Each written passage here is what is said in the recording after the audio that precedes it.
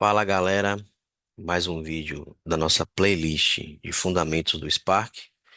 Hoje o tema é o Reduce, uma nova, velha novidade. Nova porque provavelmente você não usou ainda no seu dia a dia, e velha porque ela já existe no Spark na versão 3.5, que foi lançada no ano passado. O Reduce é uma das High Order Functions, são algoritmos que existem em várias linguagens de programação. Passa a compor o Spark para ajudar no processamento de dados. O caso que eu estou trazendo é real. Eu estava atuando numa migração de algumas tabelas, entenda algumas como centenas de tabelas, e eu comecei a observar que, pelo nome delas, algumas aparentavam ser tabelas temporárias. O bom disso é que não necessariamente elas deveriam ser migradas. Aqui eu estou simulando o nome de algumas tabelas com o módulo string do Python. Ele vem nativo da linguagem. E quando você usa esse atributo do ASCII, ele retorna todas as letras do alfabeto. Nesse caso, em lowercase. Em cima desse valor, eu estou simulando 10 tabelas e também eu estou simulando sufixos que indicam que essas tabelas são temporárias. Fazendo o cruzamento dessas duas listas, eu gerei um sample para simular realmente uma lista de tabelas temporárias e como a gente identificar isso de forma sistêmica. A gente não tem só o reduce. Para esse caso, como foram formadas os nomes das tabelas, o contains funciona. Um ponto a se considerar é que ele olha para todo o nome da tabela.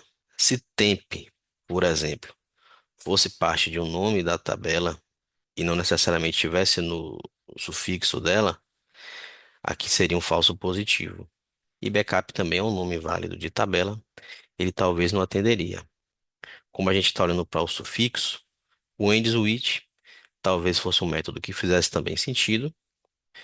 Logo menos você vai entender que talvez ele também não fosse a melhor solução, porque se eu tenho vários padrões de sufixo, isso começa a ficar complicado. A cada padrão seria uma nova linha dessa transformação. E aqui que entra o reduce. O reduce, é, ele não é tão trivial, seu funcionamento, mas vou tentar trazer para vocês mais ou menos qual é a ideia dele. Eu estou simulando aqui um data frame simples, com vários valores de ID. Aqui no caso vão ser 10 valores, 10 linhas desse data frame, do 0 ao 9, aqui com range. O reduce, assim como nas outras linguagens de programação, ele vai operar em cima de coleções, de arrays, de maps. Esse, no caso do Spark, especificamente, colunas do tipo de array.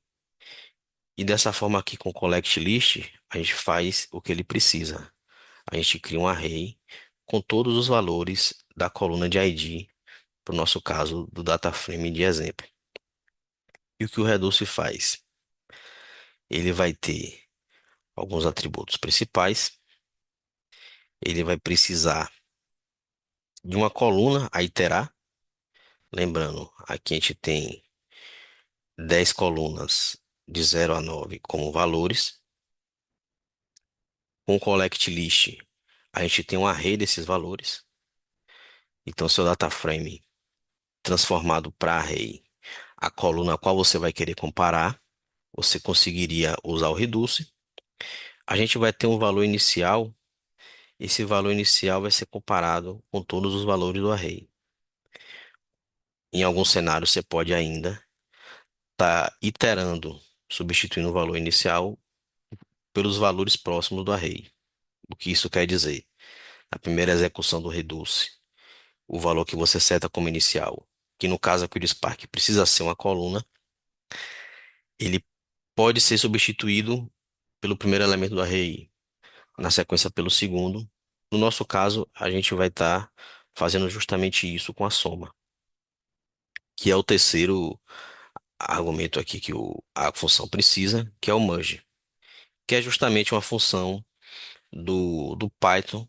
Nesse caso, tanto faz com lambda como uma função declarativa, não anônima. Ele vai funcionar da mesma forma. E bacana que, por exemplo, no caso da função, só a instância dela já funcionaria, porque ele entende que o accumulator vai ser o valor inicial e o segundo argumento da função seria cada elemento do array a ser reduzido. Só a cargo de demonstração, vamos diminuir o tamanho desse data frame. Vamos colocar 5, só para ficar visual. Mas ele vai ter do 0 ao 4 como valores. Se a gente executa aqui o reduce, ele retorna essa soma com o SunID. No nosso caso, por que que ele é útil?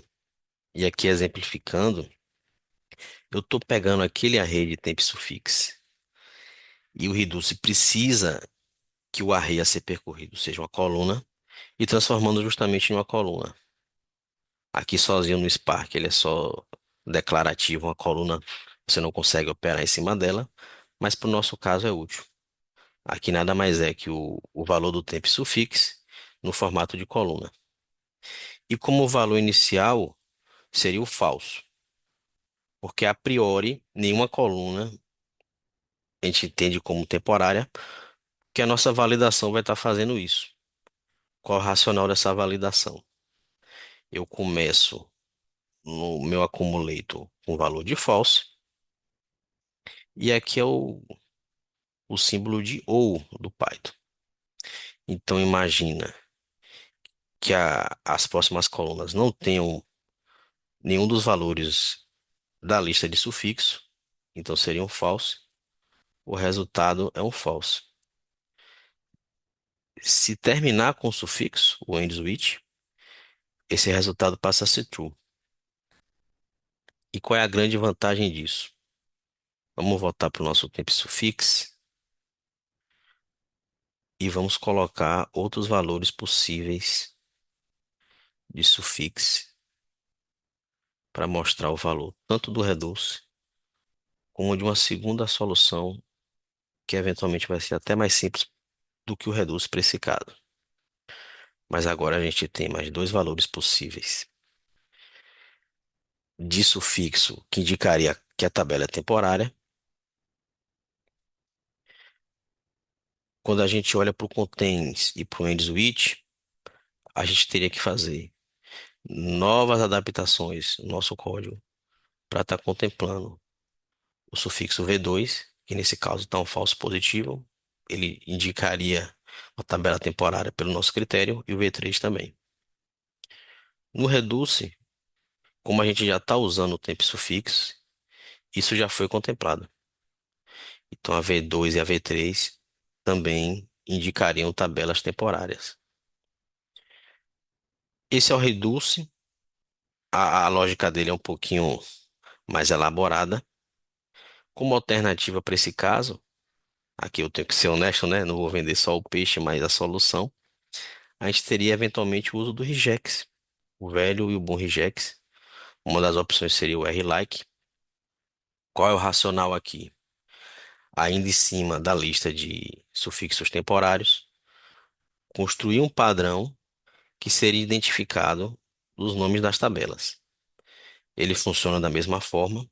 A nível de performance, se tiver milhões de tabelas, eventualmente pode até ser mais performático que o Redux, mas o ponto que é mais uma alternativa para fazer este check de forma recursiva e mais direta. Também com novos elementos no tempo suffix, automaticamente é feita essa validação. Vídeo bem mais direto, pessoal. Aqui é realmente a ideia é trazer mais uma ferramenta para a sua caixa de ferramentas ao trabalhar com o Spark. Espero que tenha sido útil. Feedback sobre esses momentos são importantes para outros momentos futuros como esse. Um abraço.